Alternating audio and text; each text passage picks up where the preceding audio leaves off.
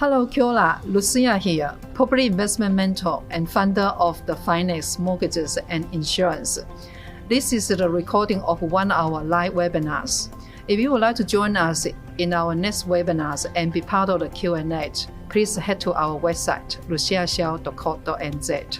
I trust you will definitely learn a lot from this video. Thank you.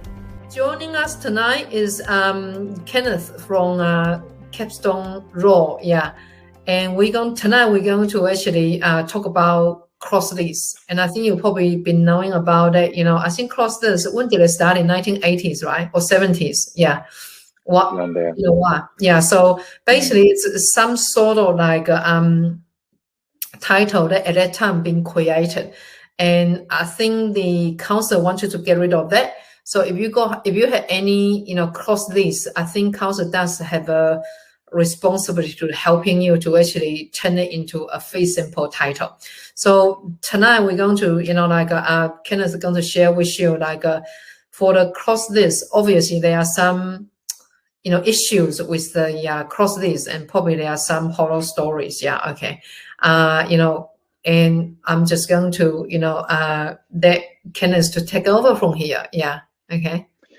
Okay, thank you, Lucia. Thank you for the opportunity. So I'll just start the presentation. And here we go.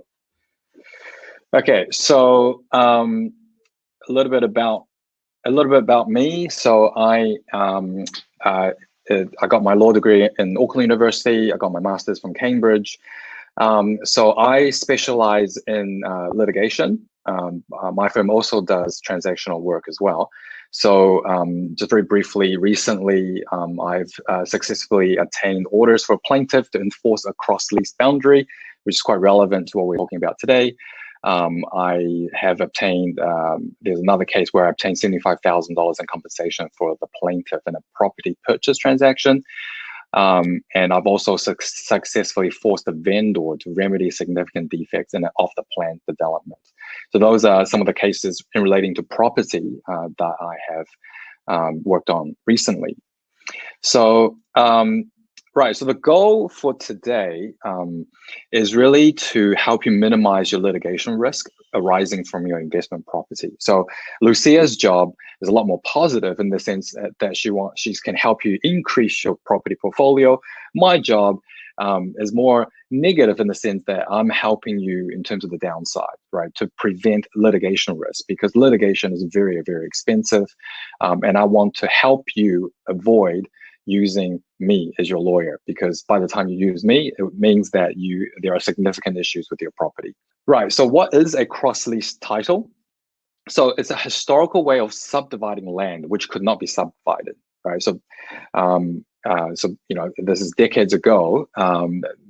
Some lawyers created what they thought was quite a creative way of subdividing land which cannot be subdivided. So what they did was that, say if you wanted to buy a plot of land and you want to divide into two, so you would buy it with this neighbor, right, with the other person, and you buy the underlying land together, right, and you're joint owners of that underlying land, and I'll call you landlords. And then what you do is that you divide the land into two exclusive areas, and then you lease these areas to each other, right? So together you're the landlord, but individually you're also tenants, right? So you can imagine, so essentially as the owner of a cross-lease title, you have two roles. You're at the same time, you're the landlord and you're also the tenant, right? You're the landlord together with all of the other owners, but then you're also a tenant with obligations to all of the landlords, okay? So as you can already imagine, this can potentially create a lot of problems. And the reason is because there's a landlord and tenant relationship, there is a lease, right? It's called a memorandum of lease, which will be registered on your title, right? So on the cross-lease title, one of the encumbrances or one of the interests registered is the memorandum of lease. And one of the first things your lawyer would do is to get a copy of it and to read it and to understand what the lease, what the terms are. So essentially, you are bound. So your relationship as a tenant, and you have obligations and duties which you owe to the landlord, which is everybody else, right? So although each lease can have different terms, in our experience, oftentimes the lease are very similar because it's a standard form lease, which all of these old titles they all use. So some of the common terms, some of the most annoying terms, is that, for example, you have to share the cost of maintenance of common areas, whatever they may be. It might be a driveway, it might be something else. Basically, you have to share the cost of maintaining the common area. You're not permitted to keep pets on the property. And you need the consent of the landlords to alter your property. So that third one is probably the most problematic one. Basically, you're not permitted, in general, you're not permitted to make any structural alteration to your property without your neighbor's consent, right? So basically, if you want to do anything, your neighbor can potentially stop you. Your neighbor, as the landlord, can potentially stop you or make it very difficult for you. Because even if you get a building consent, that doesn't mean that your neighbor or the other landlords will consent, because they have a contractual right to be informed and a contractual right to give you that consent. When we look at past cases, there is some uncertainty as the definition of structural alteration, or what exactly is a structural alteration. There are some past cases that discuss that. So maybe you could argue, oh, this is not a structural alteration. But then by the time there's a dispute, if you have to bring this before a judge to resolve, it's going to be very, very expensive and very, very costly. And oftentimes, the reason why there's a dispute is because your neighbor is crazy, okay? Because it's just not cost effective to litigate. And, you know, it doesn't make sense, because even though they can restrict you, on the other hand, you can also restrict them, right? So reasonable people generally wouldn't litigate, but the people who do litigate, they tend to be a bit crazy. And these people, often they do it without any consideration of cost.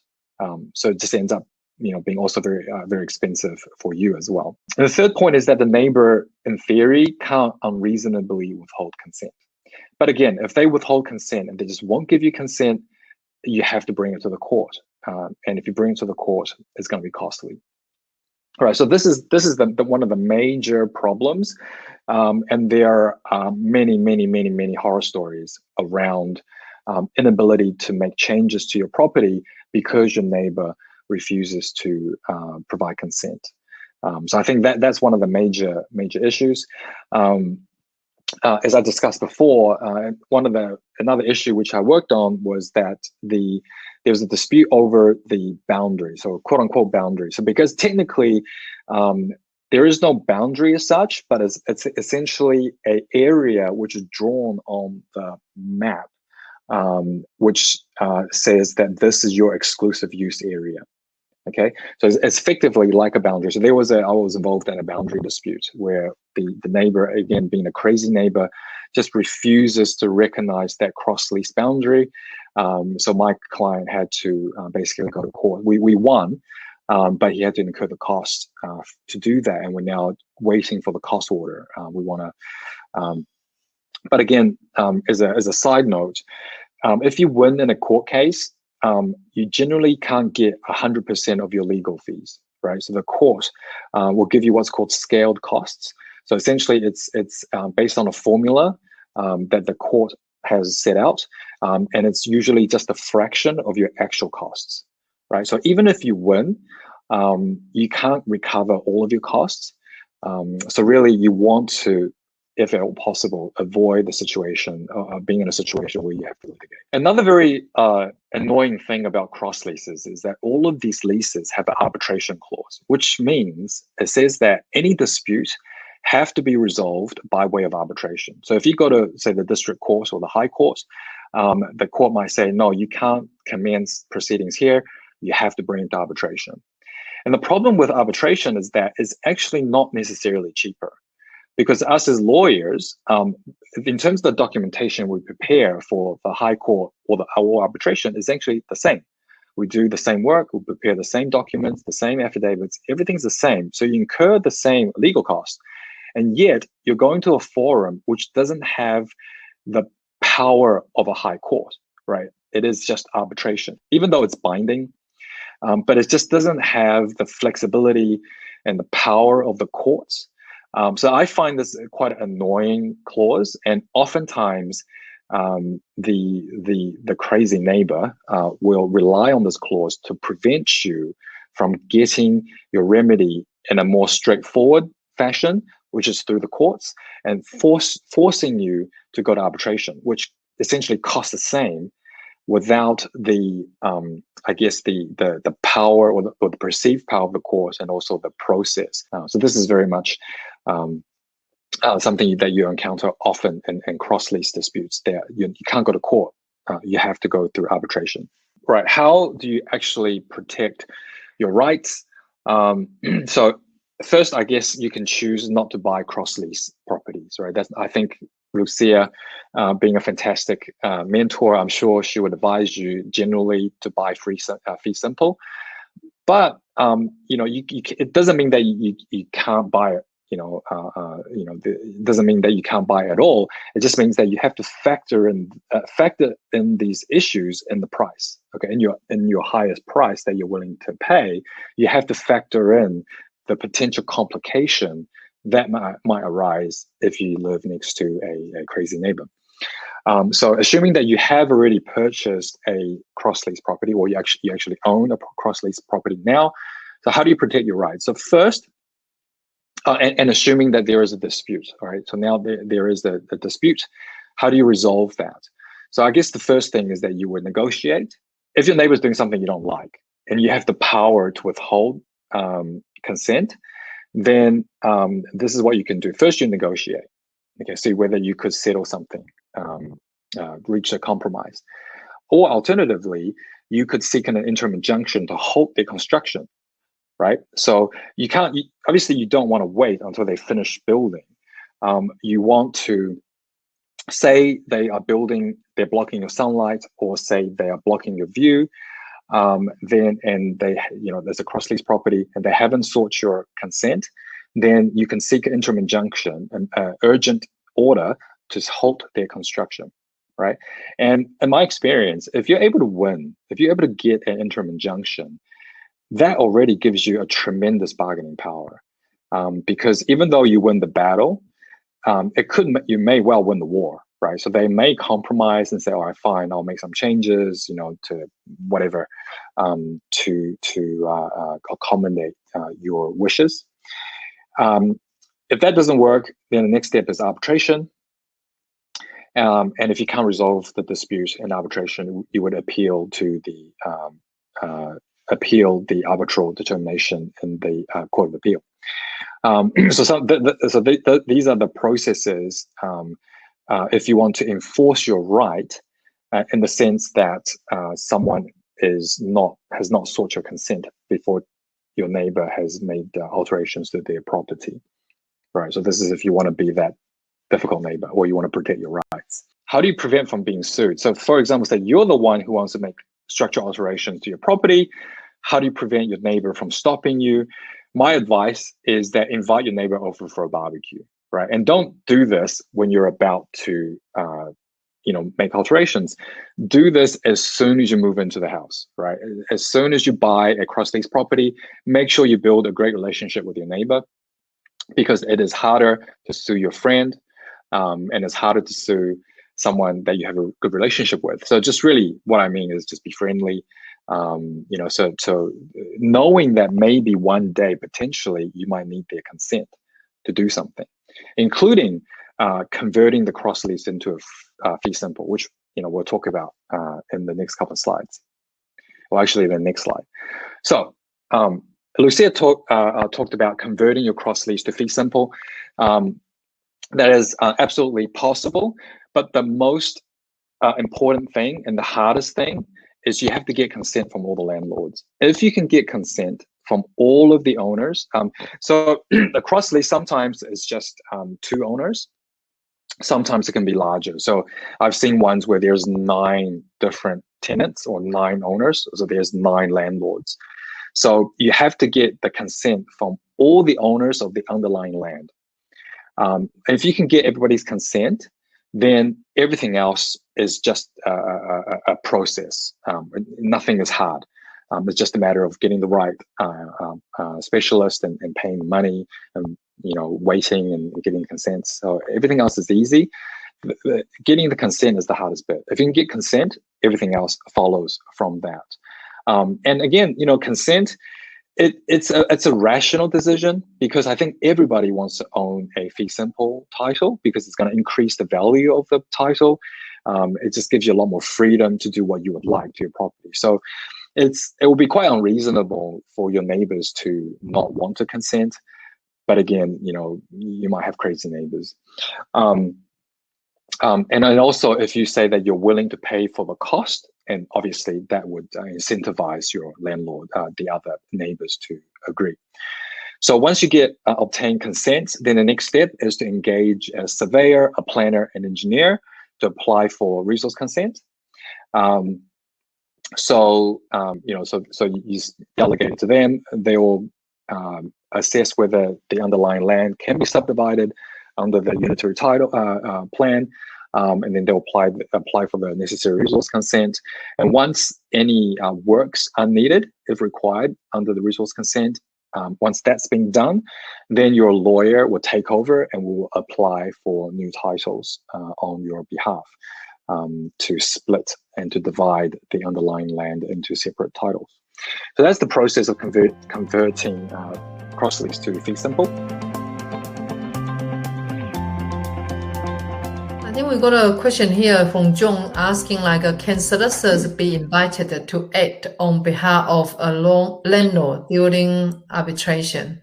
Yes. So when I say landlord, it's basically the other cross-lease owner, right? So that owner will have to have his or her own lawyer if they want to litigate whatever issue. So yes, lawyers, in terms of arbitration, yes, lawyers do act in arbitration. So essentially arbitration is the same as normal proceeding without the flexibility and the familiarity of normal proceeding. So that's why I don't like arbitration clauses. So in all the contracts I draft, I always delete arbitration clauses. Yeah. Question from Cindy is asking, hi, do cross-lease properties required to set up a body corp? No. Yeah, good question. But no, body corporate is only for unit title or apartments. So cross-lease, no, there's just a memorandum of lease, which is registered on the title, but there's no body corporate. Although you do have to share the cost of maintaining the common areas. And then the next one is coming from Niru asking, what exactly is structure alterations? Yeah, so that's a very good question, right? And it's argued all the time in court. So there is a uncertainty. So on the face of it, structure would be anything structural, right? So if you do it and your house might fall down, or if you don't do it properly, your house might fall down, then that will be structural.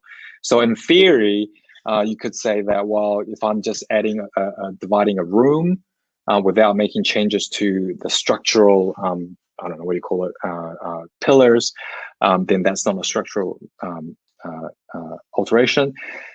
But the problem is that if your neighbor really wants to litigate, they can still issue proceedings, right? And it just means that you have to argue this point in court, which means that you incur all these costs.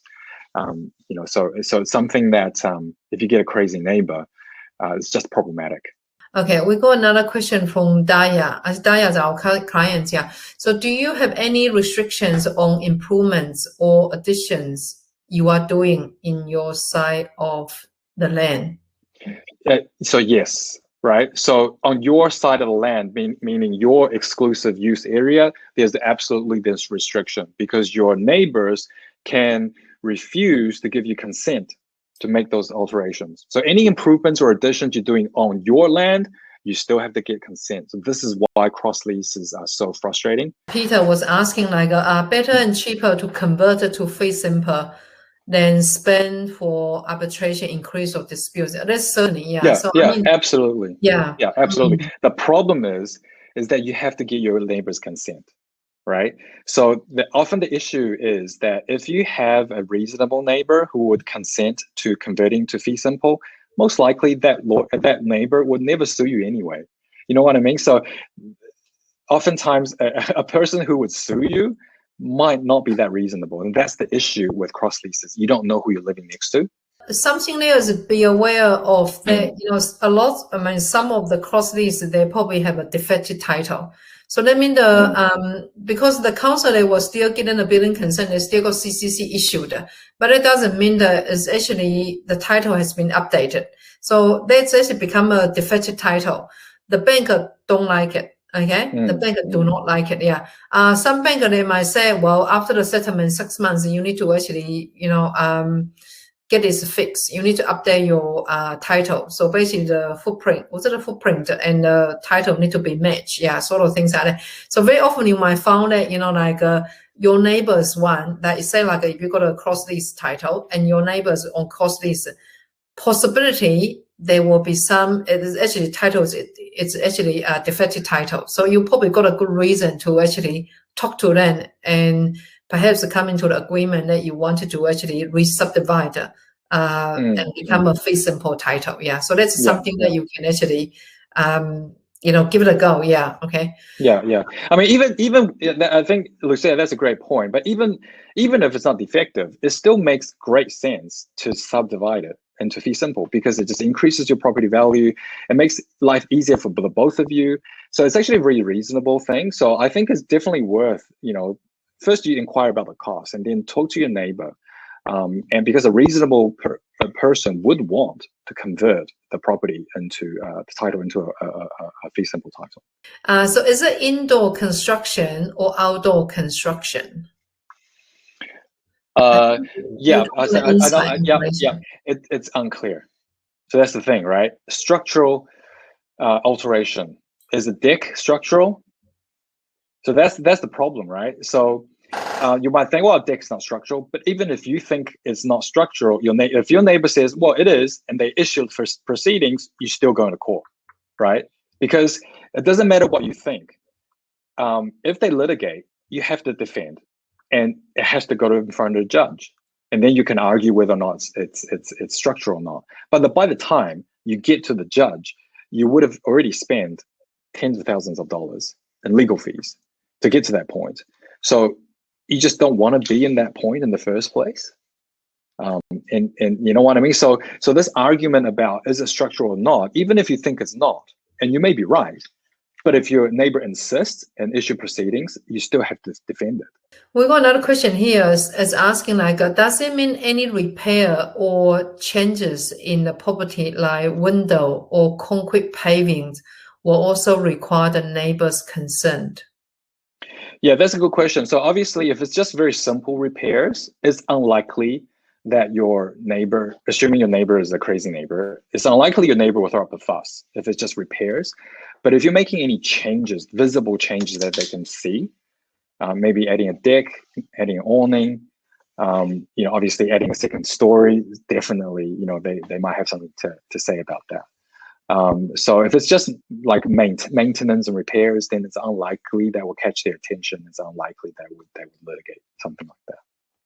I wonder whether what happened it's a window you decided to change to a sliding door. That's probably a change, yeah. Yeah, you would think if the person is reasonable, why would you litigate? Why would you care, right? But the thing is that you don't know who your next door neighbor is. Right. So, I think things like that, the risk is lower, right? Because, it doesn't really impact them. But obviously, if you want to, expand the footprint, increase the footprint of your building, obviously, if you build upwards, then definitely that could attract your neighbor's attention, and potentially they may want to try to stop you using their right to refuse consent, even if you get building consent. So these are separate things. You can get building consent, but it doesn't mean that your neighbor still has the contractual right to refuse to give consent or to be asked for consent. All right, we've got another question here. So in the case of repairs required, say for a driveway or other shared space, what if one party disagrees? Yeah, again, you would hope that the other party will be reasonable, that if there's any driveway that requires maintenance, that you will share the cost equally in accordance with the terms of the lease. which usually the lease will say something like that you share the cost equally. If they disagree, for example, they made the damage, that they drove something really heavy, I don't know, and they made the damage and they refused to repair, then it becomes a dispute. But obviously, in terms of the value of the dispute, you could try the dispute tribunal, okay? But then the dispute tribunal is a low-cost way of resolving disputes under $30,000. But the problem is that their jurisdiction is limited. So maybe repairs around driveways is okay, but if you want to talk about consent, you're talking about like boundary, those things has to go to district court. Question from Jimmy was asking, what is a general range of cost for converting to fee simple, say for cross-lease with two house? It really depends. Yeah. I think myself did one. It's kind of I think we each had to contribute like 20 or 25,000. And of course, it's just like the underground services, they need to connecting to a separate part. Yeah. And ended up, I think there will be an easement and things like that. Yeah. So I think roughly that might be the cost, but it really depends whether it's got a separate, services underground. Yeah. Okay. We got Cliff. Do I need to get consent from the other landlord for adding a deck on a cross-lease property? I'm pretty sure that's yes. Yeah. That would be the best way, right? So if in doubt, get their consent, or you could just be like play hardball, just do it and like sue me. Like you could, but there is a real strategy, right? If you think, look, are they going to spend, $10,000-$20,000 to apply for interim injunction? If you think, oh, my neighbor doesn't have that money, I'm just going to do it. So you sue me. So that is a legitimate strategy if you want. But, if you could get consent, obviously that would be the best way to go. But does it mean that they kind of change the footprint of the title? So actually both titles need to be updated now. That's actually come as a cost, yeah. Yeah, I'm not sure, because with the cross-lease title, the way the plans are drawn is a bit different. Like basically, literally a line that they draw, and then it's actually your exclusive use area. So it's quite a weird kind of title. Like you actually don't own your land.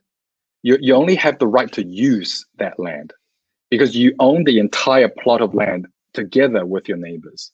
So your area is only an exclusive use area. You have the right to use that area. So in terms of the footprint, it's very different to a traditional view of a title. So I'm not sure whether it's an issue of increasing footprint. I think it's more of an issue of whether that's a structural change. Okay, someone is asking, what is cross-lease freehold? I think most of them are freehold anyway, yeah. So well, it's what it means is that the underlying land is freehold. Right, so the underlying land, you own it with everybody as a freehold fee simple title, but you own it with everybody else. It doesn't have any of the benefits of it being a true freehold because you don't have the freedom to do what you want. All right, so we got another question from Peter was asking, what about sites of 1,000 having 8 townhouses? So basically, I think you need everybody to agree. So you need all the rest of the owner to agree that whatever one you are doing, or if you are looking to convert it to a fee simple or something. Yeah. Okay. Yes. So not just your neighbors adjacent to you, it's actually everybody who owns their underlying land. And okay, from Paula was asking this. Yeah. Do you get your neighbors' consent in writing, or is there some like official form to use? Yeah. Yeah. Good question. No official form. If it's in writing, it's fine. If it's an email, if it's something signed, perfect, even better. But generally, if even if it's like an email coming from their email address, that's okay. That we can accept that as evidence. So from Sarah is asking, like her share of 1,000, but your home sits on more than 500 square meter, more than 700. Would your cross-lease neighbor still find it to be worthwhile to convert to fee simple? Pretty sure, yeah. Because I done my one. I think that one was 800 square meter, and my one is 550, and the neighbor is only 350. We just split the cost half and half, yeah. Because I think that property, I'm kind of sitting at the back, so it's got this driveway that I can't really use anyway, yeah. Yeah. I think so too, because it's not like you're getting. It's not like you're changing the area, because the exclusive use area, I would assume, would be the same, but you're just dividing it into two fee simple titles, so they still get all the benefit. So there's no reason why they would disagree. So a question from Gabriel was asking, like, how much will it cost to fix a defective title? So basically, is they had to update the title. Yeah, they had to get a new drawing, and roughly probably what, 10 grand? Again, it's hard to say, which depends on the different scenario, and also it depends on actually the cost that comes from the surveyor planner as well. So I'm sure Lucia might know better than me, actually. Because I haven't really actually done that, like it's like we actually did the one is we converted Cross-lease to a fee simple, yeah. So to fix the defective titles, basically you still on the Cross-lease, but it's just that you had to update your footprint to make, basically, your title needs to be updated to match the current footprint, yeah. And of course, again, you need your neighbor's consent. You need all the neighbors' consent anyway. Yeah. If you want to, go through the process of fixing a defective title, you might as well convert it to fee simple. That's probably a better way to go. Yeah. If there's a possibility that you can convert it to a fee simple, it's much easier, and also your value does go up. I mean, automatically, you're probably looking at a minimum of 10%. It will just goes up because of fee simple, because people feel that they can do things that they want. Like it's a fee simple title rather than Cross-lease. Always had to asking for, because you can't really paint the color. Like if you want to change the color of the exterior, you need your neighbor's consent. All right. So townhouse are Cross-lease too. Not necessary. Townhouse could be on unit title. Yeah. So you really have to just understand the title a bit. When you go to the one roof, and then they will have a council detail, so you can actually look at that detail, and it will tell you that whether it's a Cross-lease title or whether it's actually fee simple title or whether it's actually unit title. Yeah. So Ria's asking, if it's undivided half share, how do you count the land area? I think what Ria is saying is so. I think it depends. So the way Cross-lease works is that your area is called an exclusive use area, and that is defined in the lease. The lease says this is the area that you have the right to use. So you don't own that area. It's just you have the right to use that area. So I think that might be what you're talking about. So you might own. So usually you own the underlying land as joint tenants. Okay, and then you have the right to use an exclusive use area. So that's how Cross-leases work. So I got a question from Peter. It's both sections in the Cross-lease have independent drainage, independent rainwater drainage, and both parties agree to boundary. Why should it cost 20 to 25? So pretty much is this actually a subdivision process. So depends on whether you know how to do it. Otherwise, maybe having a town planner to get involved. I'm quite a lazy person, so I usually, if I can dedicate it, I dedicate it out. Yeah. So, and then I think it's like the process is it's actually quite a heavy process. Yeah, you need to have a surveyor to do the surveying, and also the engineers, to, obviously all the connections and things like that. Also, you have to pay the council's fee, sort of things like that. Yeah. And after that, you've got they had to survey it again.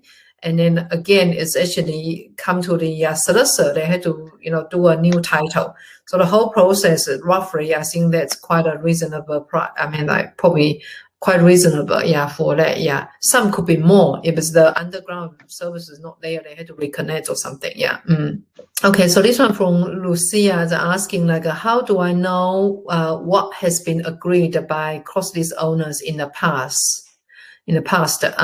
I suppose we all inherit all the new changes, like allow having pets, allow adding a deck, kind of things.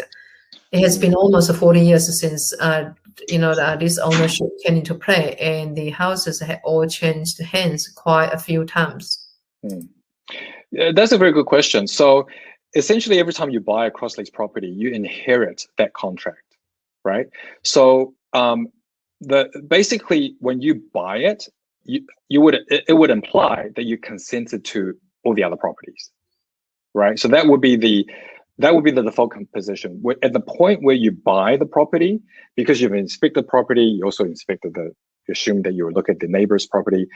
Then at that point, you can't object to anything because you've already consented to it.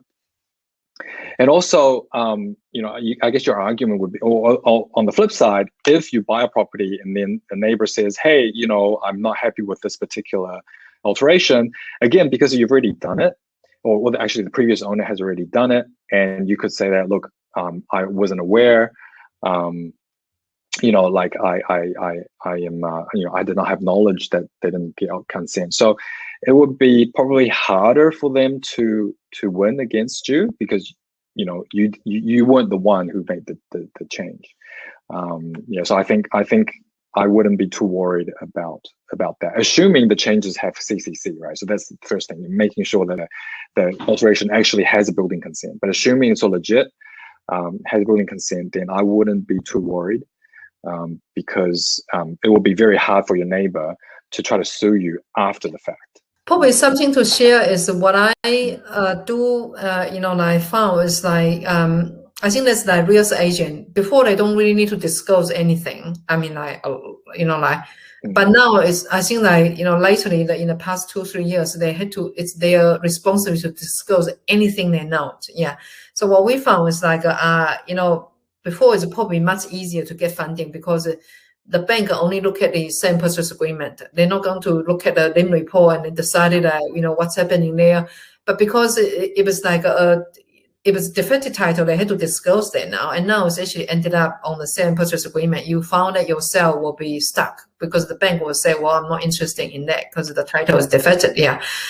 So it can be a bit of drama there now, just in terms of the changes on the regulation and things like that. Yeah. All right. Okay. And Paris was asking, what happens if the neighbors has agreed some improvements for my side of the house, but later change mind? But if they got an agreement, agree, yeah. Then they can't. Then you're okay, because as long as you keep a copy of their written consent, then that is your evidence. And if they want to litigate, then they'll be in trouble because they can't just later on change their mind. All right. So question from Gabriel was asking, how long does it take for the whole process of converting to fee simple? I think it really depends, because obviously you also had to engage with the contractor. I think in our cases that we ended up had to repair the waste water line.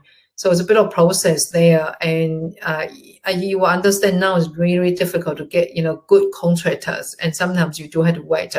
And also another issue was that we need to actually get the other neighbor, so not this neighbor's approval, in terms of, so it's a bit of drama. I think it does take us a big while. I would say probably a year, yeah.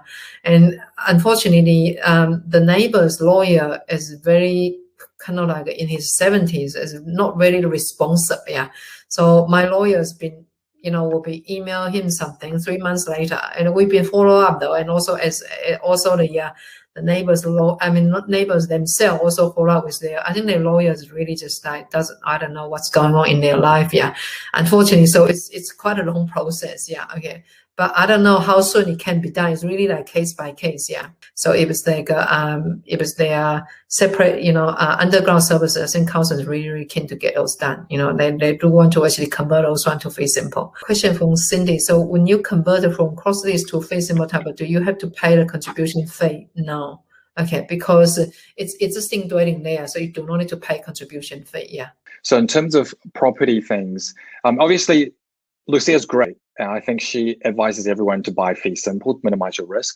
But if you do ever find yourself wanting to buy a cross lease or like off the plans, do talk to me, because if you, for example, off the plans. Sorry, it's a bit of a sidetrack, but say off the plans. There are things that we can change. We can add clauses into the contract to minimize your risk, because there's a lot of issues with off the plans development, which maybe we can talk about in the future webinar. But if you can mitigate that risk by having really robust contracts up front, is going to really significantly reduce that litigation risk. Oh, we just pop up another question here. So how much did you charge for solicitor fee, first home and withdraw and home grant? Not me? Yeah, I think it's a question that pop up in the chat box. Yeah. Look here. Sure. So I've got a so we also do conveyancing. We do conveyancing, so it's pretty competitive. For buying a house, about 1,400, including GST. Selling a house, about 1,300, including GST. So it's pretty competitive price. But there might be slight changes depending on the various situations. Like apartment is a bit more expensive, but our prices are pretty competitive. But there's a lot of conveyancing lawyers, and a lot of them are very good. But I do have one recommendation, is that when you find a lawyer, you have to find someone you trust, because, and often, don't choose a lawyer solely on the price, because cheap is expensive in the future, especially when it comes to law, right? So if your lawyer can't mitigate your risk up front, you end up paying significant legal fees and litigation at the back end. And I'm a litigation lawyer, and I know how much litigation costs.